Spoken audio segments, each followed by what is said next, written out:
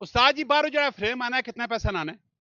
बाहर फ्रेम आना है तकरीबन 85 लाख रुपए ਉੱਤੇ ਬਾਡੀ ਤਿਆਰ ਹੋ ਕੇ ਕਿੰਨਾ ਪੈ ਵੀ ਨਹੀਂ? बाडी तैयार उतरा के तैयार करके तकरीबन 1,35 लाख रुपए 1,35 करोड़। 1 ਕਰੋੜ 35 ਲੱਖ ਰੁਪਏ ਨਹੀਂ ਮੁxtਲਿਫ ਕਿਸਮ ਦੇ ਸਾਈਜ਼ ਦੇ ਮੁਤਾਬਕ ਯਾਨੀ ਕਿ 1.5 ਕਰੋੜ ਰੁਪਏ ਦੀ ਗੱਡੀ ਨਾਕਿਆ ਤਿਆਰ ਪੈ ਵੀ हाँ जी 1.5 करोड़ में गड्डी तैयार होनी वो भी छोटी साइज की गड्डी 6 सकड़े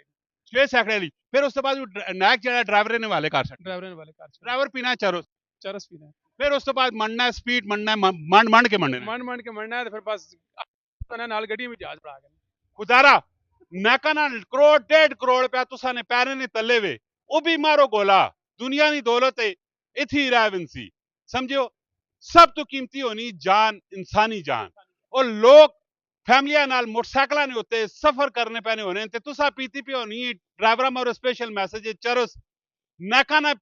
ਮਾਲੀ ਨੁਕਸਾਨ ਤੁਸੀਂ ਪੇ ਕਰਨੇ ਹੋਣੇ ਹੋ ਆਵਾਮ ਨਾਲ ਤੁਸੀਂ ਜਾਨੀ ਨੁਕਸਾਨ ਪੇ ਕਰਨੇ ਹੋਣੇ ਚਰਸ ਪੀਣੇ ਨਾਲ ਬਹੁਤ ਜ਼ਿਆਦਾ ਸ਼ੌਕ ਨੇ ਤੇ ਘਰ ਪੀਓ खुदा रा कुछ तो ख्याल करो ना लोगों ने जाना तुसी जाया कर सकते हो और चंद नशे नहीं खातर चंद मिनटा की लज्जत नहीं खातर पहुंच जाती है जो कि आज मैं आया पाया वर्कशॉप ने इत्थे पूरा अमला मेरे नाल खलोता पाया और तुसा गड्डियां तैयार करने ने सारे तरीकेकार पे दसने माशाल्लाह सेटअप सारा इन्होंने बड़ा बेहतरीन किस्म ने विजिट तुसा भी करना है खैबर मोटर नाल इन्होंने सेटअप मौजूद है एक बार विजिट तुसी जरूर करियो।